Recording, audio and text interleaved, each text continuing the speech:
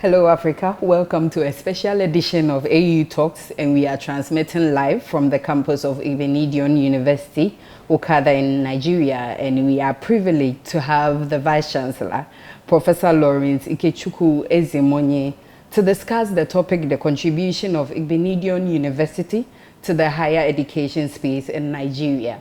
My name is Irene Dufie, and I'll be your host for today's special talks. We'll go for a short break, and when we come back, I would introduce my guest and we'll start the talks. Welcome to Igbinedion University Okada, the premier private university in Nigeria. Since its inception on 10th of May 1999, Igbinedion University Okada has remained the university of choice, affordable, accessible, and authentic in all ramifications. Igbinedion University Okada is today the leading and only truly private university in Nigeria, solely sponsored by its founder and proprietor, Sir Chief Dr. Gabriel Osawa Igbinedion, CFR, the ASAM of Benin, Honorary Remedial Council to Edo and Delta States of Nigeria. He is the Honorable Chancellor, Visitor and Chairman Board of Regents of the university. The university is situated in the wonderfully serene town of Okada in Edo State, Nigeria, away from the hustle and bustle and the distractions typical of our overcrowded cities. Welcome back. This is a special edition of AAU Talks, and we are on the campus of Igbinedion University. And with me here is the Vice Chancellor, Professor Lawrence Ikechukwu Ezemonye. Thank you, Prof, and welcome to AAU Talks. Thank you very much for the opportunity to be here. That's fine. Prof, we would want to know more about Igbinedion University. Can you give us a short brief of the university in 1 minute, sell Igbinedion to Africa? Okay, Igbinedion University was established on the 10th of May in 1999 as the first private university in Nigeria by an illustrious son of this nation, a visionary leader, and a philanthropic Chief Sir Dr. Gabriel Igbinedion. And the establishment of the university, with a modest start of about 5 colleges, with only 100 students on admission in the first year, the university has grown to 7 colleges, with 29 departments and 5 centers, with over 5,000 students on campus. That's good. And this university eventually became the first private university to have a medical school and produced medical doctors. It has one of the best law colleges in Nigeria, where our students have always excelled in the law school, and some of them even led in the Gambian Law School too. So these are our flagships. And just recently we have established the College of Pharmacy, one of the prominent College of Pharmacies in the private universities in Nigeria. So the university has been the first in all academic realm and pursuing one particular vision, which is to remain relevant in the production of knowledge and excellence. And since inception, I must tell you this, the university has remained a treasure in this nation, providing the vehicle for mobility of our youth and dousing all issues that's associated with unemployment and employability. And you want to ask me how? Yeah. It's because we have quality, innovative programs that make our students to be future ready. As a matter of fact, we have made it a permanent principle in this university that every student that graduates from this university is not only employable, it's an entrepreneur by excellence. That is one of the things that make Igbinedion University tick. The university itself thrives in excellence, breeds excellence, dwells in excellence, and have perfected the act of excellence. And that's why it remains premier university, private university, and also a leading one at that. That's Igbinedion University for you. Okay, Prof, you talked about medicine, you talked about pharmacy, you talked about law. What is the particular niche about Igbinedion University? what stands out for Igbinedion University when it comes to all the colleges that you have? Which one is the niche that when we talk about university and we mention Igbinedion, we will say, this is the niche of Igbinedion University? As I speak today, yeah, the university will ride on it used to be on a tripartite nature, that is medicine, pharmacy, and law. But we have reached the quadruple level. I can comfortably talk about engineering, I can comfortably talk about medicine, I can comfortably talk about pharmacy, and I can talk about law. The common denominator here is the output. right, The graduate output. right, They've not only excelled, but they are currently, as we speak, dominating the academic sphere, professional sphere, locally and globally. That's an index of success. yeah, So, and we have zeroed down on that particular index of success to also look inwards and to identify the areas of our strength. We have quality staff. We have quality lecturers that have also trained locally and internationally, that are not just scholarly, but have this research attitude embedded in them. And this is exactly what they translate in the transformation of our students. right. So we would want to move further and talk about collaborations. As we know, partnerships and collaborations are what is moving universities. Which are some of the institutions and what are the things that Igbinedion is doing to collaborate with other institutions outside or partners that seek to help universities improve? Igbinedion University is living with the time. It's very contemporary in disposition, and that's why we have also made internationalization one of our focal points. Good. As a matter of fact, we have 4 focal points that are driving the university's vision at the moment. One of them is delivery of qualitative and innovative education. The second one is the smart campus syndrome. The third one is internationalization and leakage. And the fourth one is resource mobilization. Excuse me. Now you are interested in the internationalization policy of this university. Yeah. We have a very robust one. And I can tell you authoritatively that this university has established functional collaborations with universities in the UK, in Asia, in the Americas. Right. And as we speak now, we are one of the active members in the Global Education Forum, which provides our students opportunity for exchange programs. Yeah, academic mobility. Mobility, yes. Yeah. Just recently, the team came back from Japan, Okay. perfecting the partnership with the university. They were in Netherlands, where they visited about 4 universities and improving on the collaboration. And we are currently working with British Council to perfect our collaboration with some universities like Swansea University and the University of Lancaster, where I'm currently a visiting professor. We have a relationship with them, and we're establishing more. But what we intend to do beyond these linkages is to ensure that we infuse our students into the global perspective. Good. So the internationalization is not only institutional, but we are going to personalize it so that our students are not local bred, but our students have international input and international collaboration and outlook.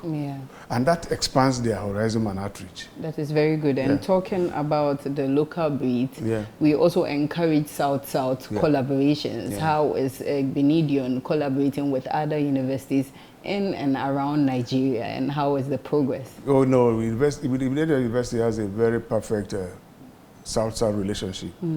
Next door is the University of Benin. We have a research collaboration with them.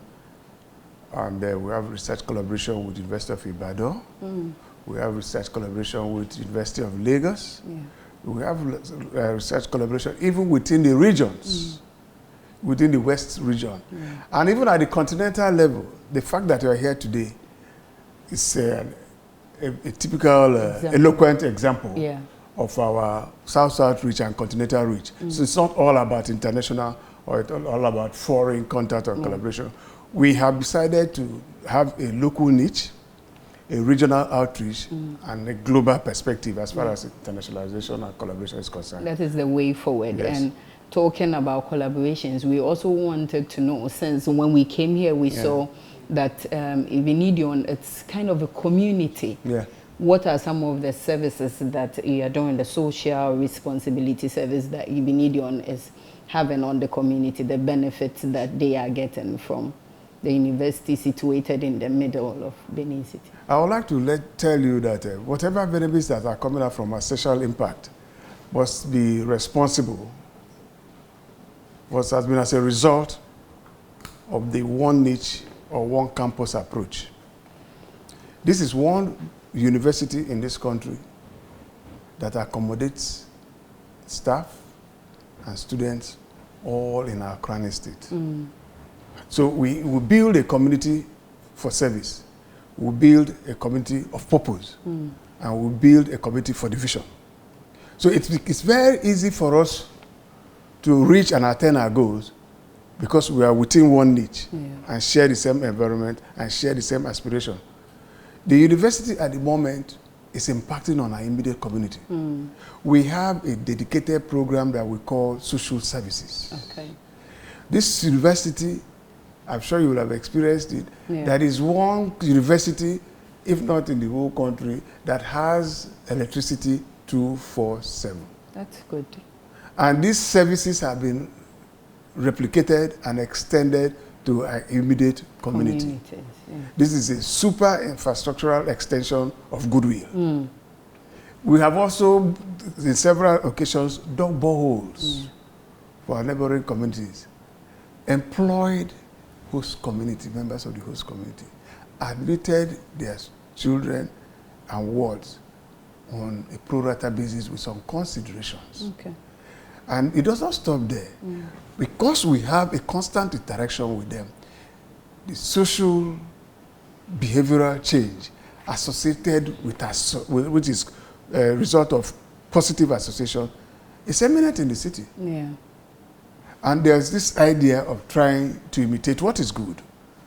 So their conduct and our conduct is really rubbing off, and part of the impact are showing off in the community. We provide other services. Yeah. We have a guest house that is available for all to use. We have a sporting complex, and we have an annual inter-community sports fiesta that brings them all together to share our aspiration together. And the farm project that you have visited to is one project that provides opportunity for employment for the members of our immediate community. That is great, and we could already see the impact when we got here, especially on electricity issues. And so we'll talk on human capital development. Okay. We know that you employ a lot of people, and as the world is changing, there are a lot of information that is coming on which lecturers, staff need to improve on their knowledge system. Are there institutional policies for staff development? And if yes, what are some of the major outcomes of these policies? Yes, we have a very defined staff development policy. And I would like to take them from the rudimentary form to the top. Yeah. First of all, we provide opportunity for all our staff to be engaged in their professional disciplines. So we give them opportunity to join their professional associations and be registered with their professional association and be accredited with their professional association. And in doing that, we give them opportunities to attend conferences and seminars. This is part of the Continuous Professional Development, the CPD program. We have it embedded in this university. So on a regular basis, we expose them to professional training. Besides that, there's also room for academic elevation, masters and PhD. Every staff of this university has the opportunity to undergo a postgraduate program at a 50% rebate. Oh, that's good. Yes, 50% rebate. It's entrenched here. And what we have done for that to entrench the policy of the staff development is to now increase the number of colleges and departments that are exposed and accredited for postgraduate studies. So you don't need to go far. Yeah. Rather, it is institute approved, and the standard are equally the same. So, and that perfects and makes it, enhances the speed for a staff development program. Yeah. Beyond that, we have international collaborators that have engaged our staff on research partnership. Yeah. Incidentally, our desk officer on AAU is one of such, who has a very solid research collaboration with a South African university and has provided opportunity for lateral staff development trainings. And as I speak today, one of my recommended staff is going to University of Lancaster for a period of 3 months, all expenses paid for a professional fellowship in sustainable development. That is good. So we continue to encourage them. And what I've done recently is to set up a team of what I call research grant and travel grant hunters. That they have a dedicated office with dedicated laptop and bandwidth, and their entire job is to source and hunt down all available research grants, travel grants, and fellowship. That's good. Since we are still on the human capital, there is this tripartite problem with industry, government, and students when we talk about linkages. And normally they tell us that students are half-baked. They are not well cooked for the industry. And then they tend to blame the universities. Universities also blame government for not enough support and all of that. So what are some of the policies for students also, since they are also part of the human capital and contribute most to Nigeria educational space? What are some of the provisions that are done? Are there compulsory internships? What programs are being run to help students in this regard? This is a very important question. As I'm a strong advocate of industry academia interface. And currently, I borrowed the model from the Lancaster Environment Center, the industry academia model that provides opportunity for co-location, industry, academia, co-location, co-curriculum development, co-funding, and for the co-delivery. What do I mean? This university has a policy to engage with industries. And we have created a hub for them to have desk officers. Good. We develop a curriculum of interest together. We deliver the curriculum of interest together. They co-supervise and they co-fund, and we share the output. And what is the major output, prominent output? There is no way you will contribute to a program, teach the program, graduate the student from the program, and declare the student half-baked. So that is what we are doing. Let me also tell you something. We have a policy in our postgraduate school now that have been passed by Senate. No postgraduate program, no postgraduate thesis, no postgraduate plan or proposal will come without an industry input. If you just joined in, this is AAU Talks on Association of African Universities. We have been discussing with the VC of Igbinedion University. Igbinedion University, Okada, in the Ovia North Local Government Area of Edo State of Nigeria, opened its doors to receive visitors from all parts of the world who came to felicitate and rejoice with the founder of the iconic university, His Excellency, Sir Gabriel Osawara Igbinedion, CFR, on the 20th anniversary of the establishment of the university. Igbinedion University, Okada, in Edo State of Nigeria, is indeed Nigeria's premier private and leading university, which has successfully kept faith religiously without fail in the last 20 years to keep to the vision and mission of the iconoclastic and enigmatic founder of the university, Sir Gabriel Igbinedion, CFR, to bequeath to the future generation of Nigerians university education of international standards, where academic calendar is faithfully run without interruption. Welcome back to AAU Talks, and with me in the studio is the guest, and we are privileged to have the VC of Igbinedion University. And we are continuing with our talks. Paul, before we left for the break, we were telling us about the industry-university linkages.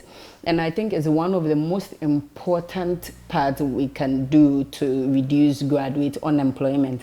And AAU came with a research bank where industry will bring their questions so students can look through and decide to work with that. And I think with that, it could help graduate unemployment. So what are some of the structures that have been put in place, especially since we are talking about industry, for private sectors to absorb students? Because mostly when we are graduating, we look through the government to employ us. What is Igbinedion University doing differently? First of all, let me tell you the fundamental structure that we're put in place. The first point is to have these desk officers work with us. Okay. The second one is this code develop and code delivery. The third one is we have set up an industry academia committee, more or less a board, where we have the industry representative in the board with the university management to meet on a regular basis to review the content and the concept of industry academia and the areas of need. In that board meeting, the issues of internship are discussed. Okay. The issues of training and sabbaticals are discussed. The issue of exchange between both staff and students are discussed. And of course, the opportunities for employment are always as good as given. Okay. So we have this structure. And because we have developed this program for them, and because we are solving a particular problem, it's only going to be absurd for you to go somewhere else to look for the solution where you have already trained one. Yeah, have them here. Yes. And so going on, we talked about the African Union Continental Education Strategy for Africa, which AAU is the implementer. And we realized that the African Union focused more on STEM education, that is the science, engineering, math. What is your view on that? Is science the way forward, or we can also incorporate the other courses? And there's always the starting point. Yeah. And we cannot remove the fact that science, technology, engineering, and mathematics provide the structural base for expansion. So I think we have started at a very good footing, and we should encourage that. You see, because science is the hub.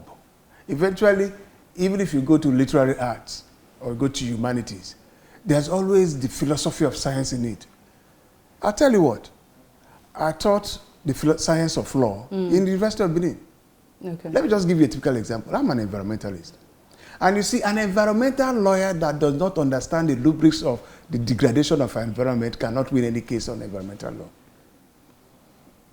So with a particular lecture, Professor Segbe, I had to teach the science of petroleum law, with the way I took the students to the field to see pollution and spill. It is only when you understand the degree of the degradation and the impact that you can defend and postulate the law. Yeah. That's talking about the role of science. Yeah. And it goes across all other disciplines. Then technology is the hub. You all know now that the technology is now the pathway of this 21st century. Yeah. And we're talking about the fourth revolution. Yeah. There's no way you can do the fourth revolution without a robust technology. Yeah. What is mathematics doing there? Mathematics is very straightforward and definite. A mathematical mind is a critical mind. And you need a critical mind for innovation. What is engineering? What is the care principles of engineering? You must put in place those building blocks. Yeah. You can't allow them to stand apart or isolated. Of course, they will have no consequence. But when you put them together, and that's what the engineer does, designs, develops, deploys. They start with the 4 realms. There's first realm of research, there's the second realm of development, there's the third realm of the prototype, and finally you deploy. Yeah. If you research and develop without demonstration, it's of no consequence. But when you get to the level of deployment, we're talking about patenting and commercialization. That's where engineering comes into play. Yeah. So you see, it's a good choice to dwell on STEM. Then when we come up from that base, of course we'll go to humanities, we'll go to social impact, we'll go to the political will, spread to law. Yeah. And my brother in humanities will also want something about the classics. Of course. But let's have the base. You must stand on something, and that is 10. Okay. Yes. So I think you agree with the African Union. Oh yes, oh yes. If you look at behind there, I have a certificate. I'm a champion of African Union. And so we are having a special conference of vice chancellors and rectors to talk extensively on the way forward in Egypt by AAU, and all vice chancellors are invited. And I think I should take this opportunity to invite you, since you are an expert on it, so that we can see what Igbinedion can also help to improve on the strategy that we have. And so we'll go on the resource mobilization of Igbinedion University. When you were talking, you talked as one of the main focal points of Igbinedion. How do you mobilize your resource? How is it run? So let me tell you something. Igbinedion University operates on the principles of collective responsibility. Today we have 33 committees, with an average of 10 members per committee. So we're talking about 333 people working together for one purpose. Of these 33 committees, 75% of them are revenue generating committees. That's one pathway. So we have graduated from a mono source of income to a multi-source. And how do we mobilize this? We look at critical areas of need. Today we have the best bottled water. It's income generation and also impacting on the society. We have a wonderful bakery. We have a fantastic guest house. We have an oil palm project. Very massive one. We're occupying 135 hectares of land with over 10,000 trees. And now we are even moving further to expand it, capitalizing on the federal government agro program and the central bank program. In working with NIFO, we want to expand that project. Beyond that, we have just established our consultancy unit, which will now use our experts to vie for every available project that is funded to increase our funds in this university. And again, we have also developed a farm, an internal farm now for cash. We just finished our congregation meeting where the team was set up now to do a large farm to produce only cassava and maize for a start. But beyond that, we have an entrepreneurship unit here that trains people for animal husbandry, fishery, poultry, and the likes. And what we did is, after every project, we translate them into business models. And each of them have been generating revenue in the university. This is what we are doing at the moment. The university we have just set up a center for engineering, for product adoption. So technology adaptation center. And this center is going to specialize in processing the available raw materials in this vicinity, namely pineapple, fruit juice, plantains, and bananas. Every time you ply our road, you see huge trailers cutting away bananas, plantains, pineapples. I say, hey, wait a minute. Can't we set up a center for technology adaptation? Fabricate some local processing equipment, and just start. First of all, we'll be producing plantain chips and the flour.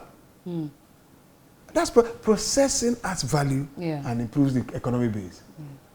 So these are all, we are trying to mobilize all available resources within our reach, within the neighborhood, and they're abundant. And as I speak now, we are making a lot of progress. Now the pharmacy department will be launching their methylated spirit project plant. And beyond that, the phase 2 is the drug production unit. And I've given a mandate and a marching order to the CMD, our hospital, that must be the first port of call. You use first our methylated spirit, because they will be certified by NAFDAC, and also the essential drugs that we're going to produce. Buy from us. That's revenue mobilization. Wanted to talk about that because each college that we went to, they were happy with your vision, especially with the pharmacy department when we went there, and they said, okay, now they are able to produce drugs, and then, as you said, they are building on other infrastructures which you have approved of. And I think your vision is moving it even at a faster rate as possible, and sending Igbinedion to the world. And so our next set of talk will be on the most important part, and that is research outcomes. That is what we are known for, universities. Yes. But when we look at the world in a whole, Africa's input in research is only about 5%. Yeah, it's true. Is it because we are more skewed to teaching than research? Yeah, I think that's probably a reason. But the second reason is focus.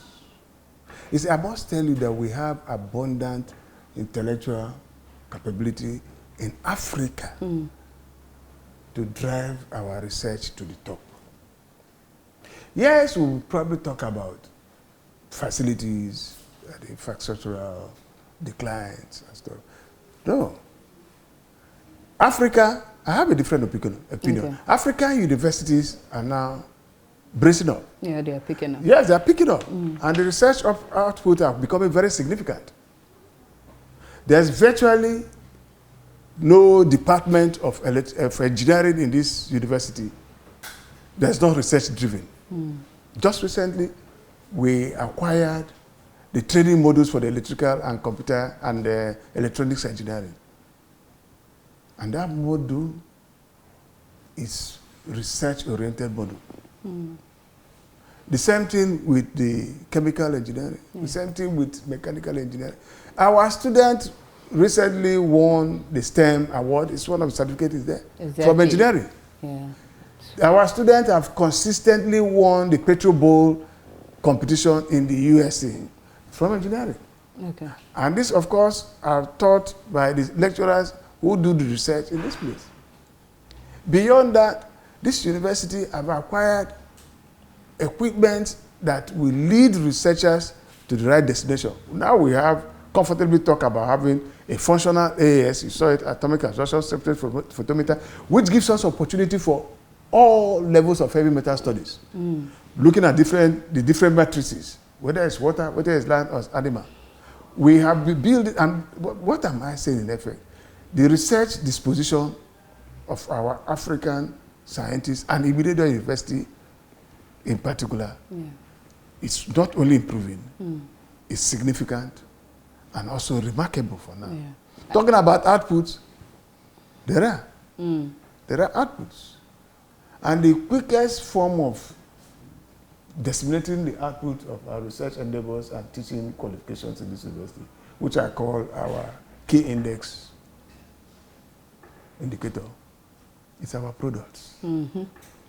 I wanted to ask you some of the examples, but you've given much with awards that are being received. Can I tell you something? Yeah. I'll give you one name to go and Google. His name is Rotimi Alabi. Okay. I graduated in microbiology in 2003. He's making wave in Aberdeen.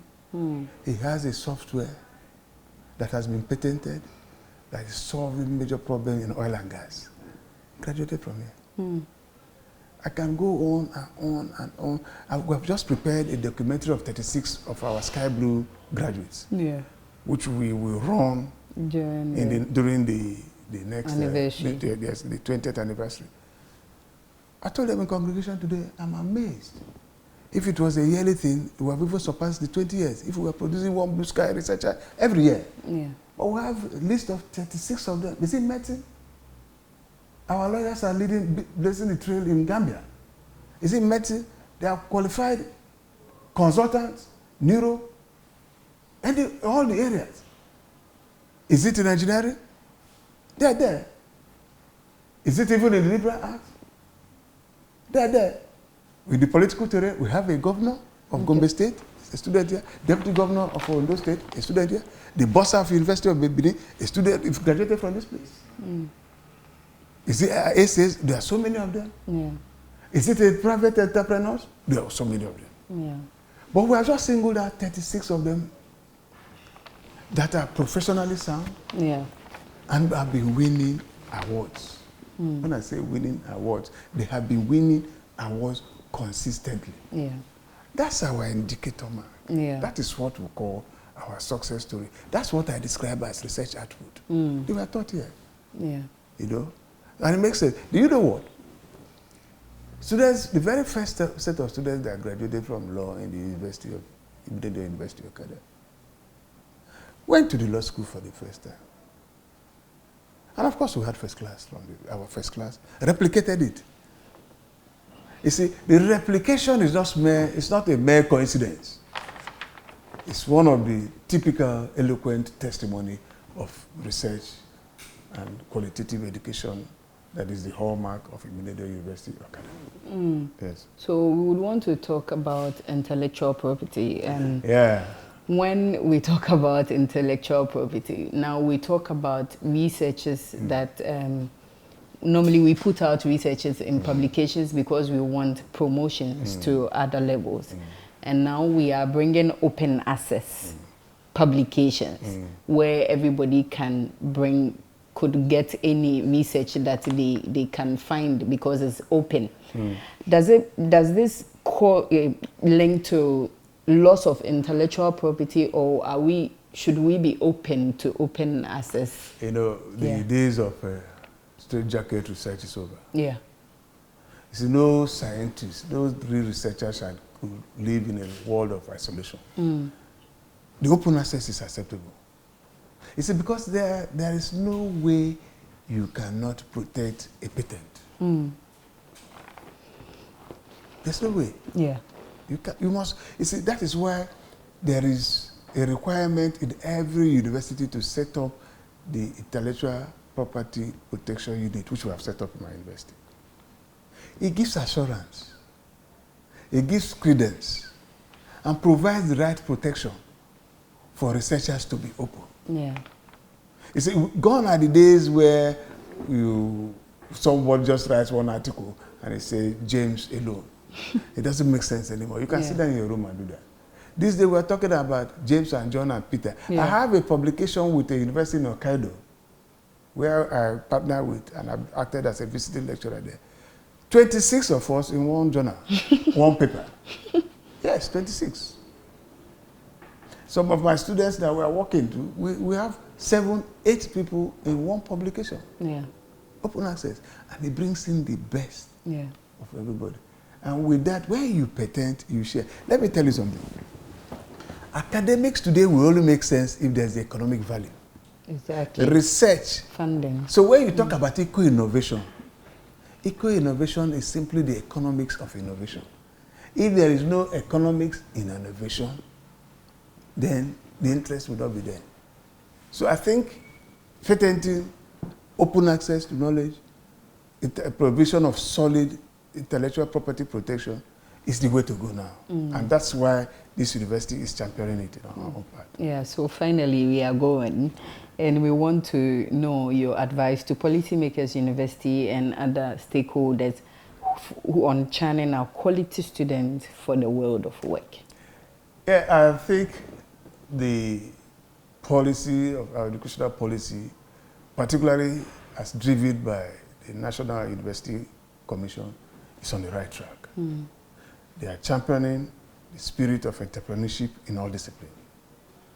Our executive secretary, His Eminence, Professor Rashid, has transformed, has revolutionized higher education in Nigeria. And we thank him very much. And Igbinedion University has joined the queue. We are on the verge of becoming the smart campus with the hub for the development of apps and the production of future-ready graduates through our transformational strategy. And it does not end there. That's where we are now. But where we are going to be, I tell you, the Igbinedion University will be a dominating feature in the knowledge base at the international scale. Thank you very much. Thank you, Prof, and thank you for taking time out of your busy schedule to join us on AAU Talks, and the AAU is grateful for your time. This has been a special edition of AAU Talks on campus live from Igbinedion University. Thank you for staying tuned. Have a good day.